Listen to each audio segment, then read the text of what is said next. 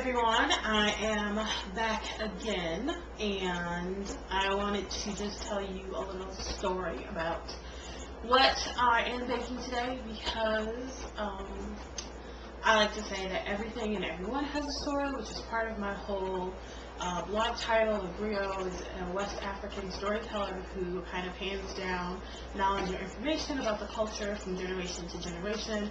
So that's kind of what I'm trying to do here with this blog, talking about the food that I like to make and the people that I like to share it with. So the other day, I was watching late night television, and my big fat Greek wedding came on, and so there's this scene where Nia Vardalos' character's future in-laws come over to meet her parents and her family, and the in-laws bring a bundt cake, and so the mom, who's Greek, you know, she goes, "There's a hole in this cake," and I kind of was like, I want to make a cake with a hole in it, which brought me to the recipe for today, which is what I like to call my friend Brian's super secret coffee cake recipe. And now what happened was, a few years ago, my friend Brian, who is awesome by the way, he is studying theater in London right now, and he made this coffee cake for me, I think actually while I was visiting him in New York at the time, and I thought it was awesome, and I really wanted the recipe, and he was like, "Oh yeah, it's a recipe I got from my mom, I'll get it to you." But lo and behold, it took about 3 weeks, like a month, to get this recipe, and so I like to imagine that it's some closely guarded family secret. I really don't know if it is or not, but hence my title of Brian's Super Secret Coffee Cake Recipe, because it seemed like a little bit of a hubbub to actually get it.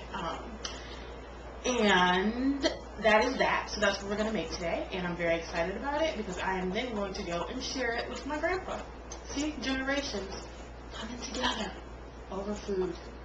Okay, we're going to get into it just about. Okay, so here we have the basic ingredients for our super secret coffee cake, and on the left we have what I like to call the wet ingredients, which we are going to work it out all together, because that's a basic baking rule. You do wet ingredients, dry ingredients, and then you add them together at the last minute to keep your baked goods from getting too tough and glutinous, I believe.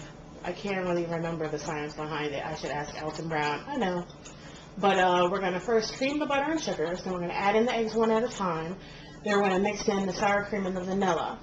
Meanwhile, in a separate bowl, there's going to be the 2 cups flour and baking soda, and then we'll add that to the wet mixture. We'll fold it in, I should say, and then the 3 at the bottom is kind of like the topping that goes in the middle and also on top of the coffee cake. So that's 1 cup nuts chopped. I'm going to be using pecans today because that's what's in my pantry.